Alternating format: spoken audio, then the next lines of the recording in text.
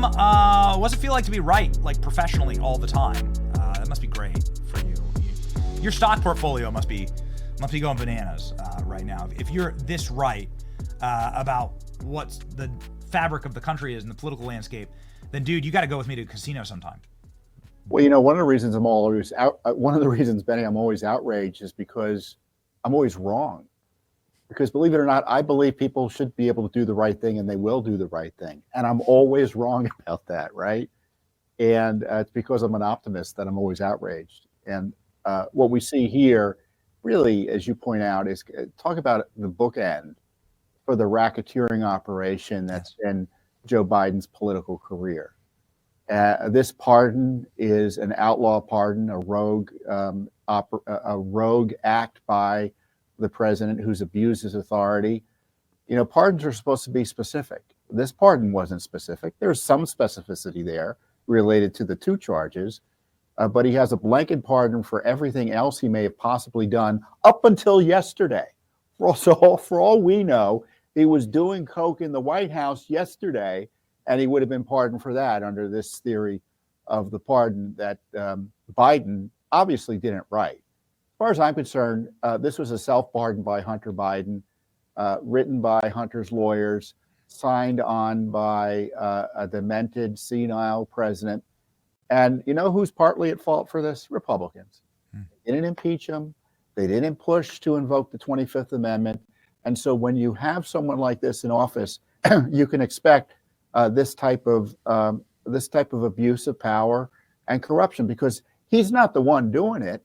And not that he would be honest if he were, but there are other factors in play here behind the scenes that I hope the next administration spends a lot of time investigating, because you can be sure Judicial Watch will. Yeah, so let's move there. I think that this was something that, if you clearly know the nature of the Bidens, and you've been on this program, Tom, for years, we started the show off saying, listen to the people who have been right for years on this program. We've had the Tom Fittons, the Julie Kellys, the Mike Davises, and the Kash Patels of the world talking about the crimes of the Bidens and talking through the nature of the Biden crime family, and knowing exactly that the parasitic nature is, of course, going to be to use public office to absolve themselves of all of their crime, which this does. I mean, this effectively says we are the criminals. Probably one of the biggest crime families in history. We've committed so many crimes that we need a pardon that's twice as big as Richard Nixon's. So it's the biggest presidential pardon in your lifetime or mine to absolve us of these crimes. And ultimately, this goes back to Ukraine, the date that the Burisma contract started. So you've been right. Trump was right to ask questions about what we were doing in Ukraine.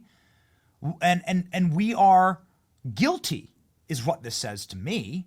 It seems like the greatest admission of guilt potentially in American political history. Well, and it's also perfectly consistent with everything else he's done in office. He's used the office to not only enrich himself, but to protect himself from accountability.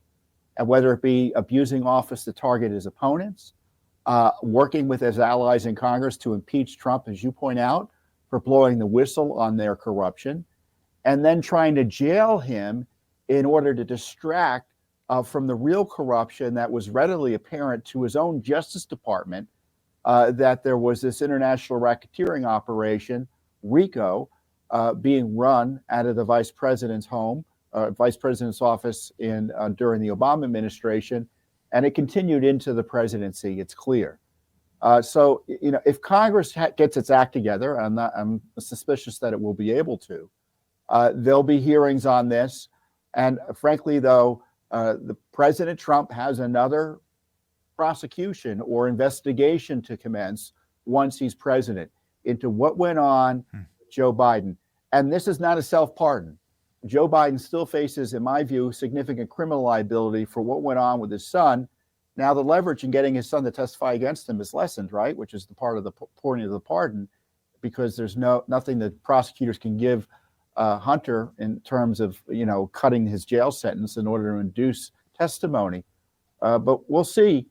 We need strong guys like Kash Patel, folks like Pam Bondi, and frankly, the president's got to direct this investigation out of the White House. Don't leave it to the Justice Department, because we know how that will work. There has to be somebody held accountable for this. There's Jim Biden. Every Biden has their fingerprints on these shell companies. James Comer has come on this program numerous times and explained, sometimes for close to an hour, the shell company structure of the Biden family and how so many Bidens were getting paid off. And Joe Biden better have the pardon printer ready for every family member, because it seems like you could really cut this thing a lot of different ways. Yeah, but it doesn't protect them all. Certainly the way the Hunter Biden pardon's been written, if I were the Justice Department or the Trump administration, I would just proceed accordingly. There are 2 cases that have been knocked out. Everything else that we are supposed to believe has been knocked out. Well, that's an area of law that Biden is standing on treacherous ice over, because typically pardons have to be specific as to the offense. And to have a blanket pardon like this, I would argue, isn't constitutional. Wow. So you believe that there may be some constitutional challenges to this pardon? Well, I think there are constitutional issues with the pardon. Whether there will be brave challenges to it out of the Justice Department under President Trump, that remains to be seen. Okay. So the prosecutions and the investigations into the Bidens should continue. Donald Trump, with his first response to this, saying, what about January 6th political prisoners? Joe Biden include them? Do you think this is a telegraph of Donald Trump saying he will be pardoning J6 political prisoners? And Tom, what's your take on that? And more importantly, does this make it easier for Donald Trump to do that? We'll talk about selective prosecutions, right? The January 6th defendants are all the target of a corrupted Justice Department. Not one of them was honestly prosecuted, as best I can tell, in the sense that whatever alleged crimes they did or were convicted of, it was the result, that process was the result of bad faith political decision-making by the Justice Department that, in my view, doesn't hold up in terms of the standards of justice Americans expect from the Justice Department. So every single one of them should be pardoned. And the pro-lifers targeted by the Biden administration, they should be considered for pardons. Frankly, anyone who was targeted by this Justice Department where there was a political angle, President Trump should be looking at it. And I mean like Senator Menendez to Santos to whoever. This Justice Department was corrupt to the core, and all prosecutions related to politics should be considered to be suspect. Wow. So and it does seem like Donald Trump is making that play now. And what would be the system that would be in place there? So would Donald Trump on day one, could he just pardon J6 defendants in a similar blanket, in a similar pardon style? How would that operate, Tom? What would the mechanisms of that be? Well, that's a good question, because I was thinking about that today because of what Biden had done.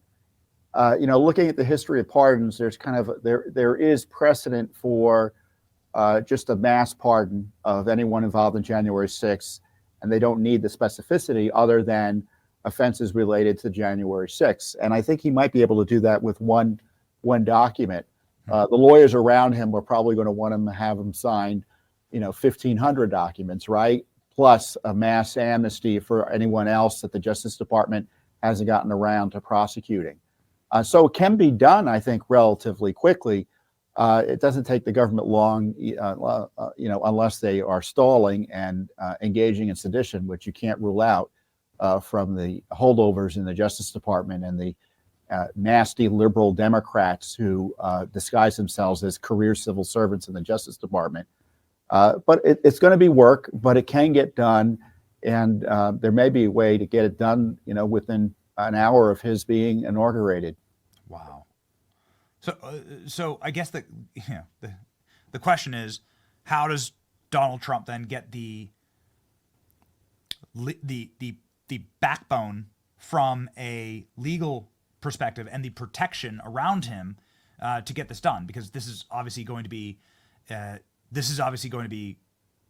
going to be an antibody reaction to this happening in Washington, D.C. It's going to be actually the physical war of a lifetime, because so many people, Matthew Graves, all the way through the Justice Department, have staked their entire all these judges have staked their entire professional career on making sure that January 6th is seen as the next the Pearl Harbor or 9/11 of our day. Well, Graves is the U.S. Attorney for Washington, D.C., who was appointed by Biden. So presumably he'll either be fired or will have resigned on Inauguration Day. The judges can complain. They might try to thwart it.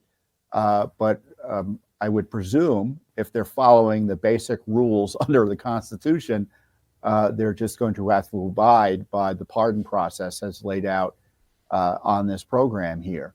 And one thing he can do initially is to order the Justice Department to cease all prosecutions of the January 6th defendants.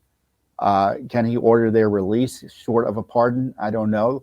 I mean, if I were a lawyer or if I were around Trump, I'd be asking all sorts of questions in terms of creatively ensuring that these folks are freed. Because as far as I'm concerned, the prosecution has not been about the rule of law or protecting our democracy.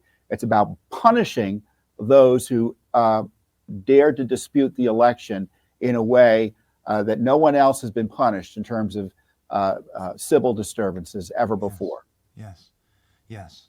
So should the Biden family sleep well at night? Moving on from this moment, this seems to be an opportunity that Joe Biden is trying to close the chapter and say no more. We're done with political prosecutions. But if he was going to do that, you'd assume he'd pardon Trump, right? I was thinking about this last night. The genius move would have been to pardon Trump and Hunter at the same time, right? and to say, oh yeah, political prosecutions are wrong. I'm going to take the high road here. What he ends up doing is now taking away all of the capacity for the Democrats to say you're a threat to democracy or no one is above the law. Because this has been the mantra banging the drum for the last 5 years. No one's above the law. No one's above the law. That atomized in a moment, Tom. Yeah, but they don't care about that. Crooks don't care about intellectual consistency or moral consistency. I'm sure right now MSNBC has wall-to-wall defenders of the indefensible, right?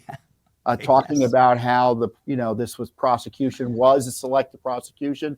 As I noted on X, the only thing selective about Hunter Biden's prosecutions was that he was selected as opposed to Joe for prosecution. And they selected to pursue charges in a way to try to keep Joe and the rest of the family out of it by pretending all this money he wasn't reporting had nothing to do with 10% for the big guy and the money laundering operation he was running. Look, Joe Biden was the head of a racketeering operation called it's RICO, right?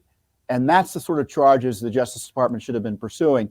And if I were President Trump, I would direct a responsible prosecutor, one I appointed personally, not out of the Justice Department, with all due respect to Pam Bondi, to review what went on here. So the final question, and something that we are going to continue to push on this program, should there be truth and reconciliation on this? Because we all watched the FBI, head of cyber, say he doesn't even know where the Hunter Biden laptop is. And then lo and behold, they march it in a little baggie when Hunter Biden's being charged, saying, yes, we knew it was real the whole time. It seems like we desperately need, in a Trump era, with a Kash Patel run FBI and a Pam Bondi run Justice Department, a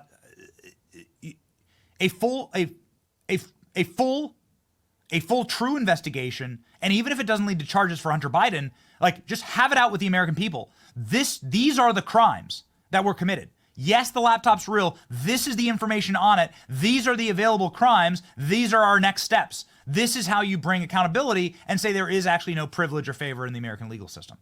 Yeah, I mean, that's something we'll be doing through the FOIA process. We've been expert in doing that for 3 decades, as you point out. But there's got to be consequences to the misconduct. I mean, you had a grand conspiracy to jail Trump on trumped up charges, sham charges, deprive him of his civil rights under the color of law. There needs to be a criminal investigation of that. It's not just enough to release information. There's got to be accountability, because I tell you, if they are able to get away with it again, it will happen again. And I only half jokingly say this, but the debate should be is, will Kash Patel be the last director of the FBI? I don't know if that agency is redeemable.